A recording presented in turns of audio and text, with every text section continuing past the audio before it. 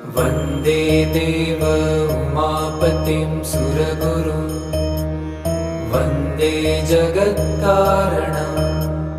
वन्दे पन्नगभूषणं मृगधरं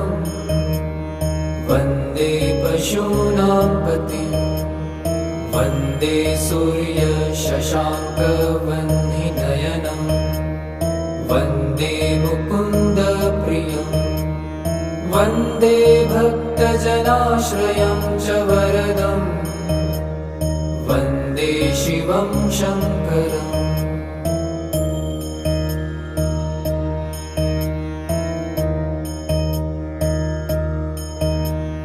वन्दे देव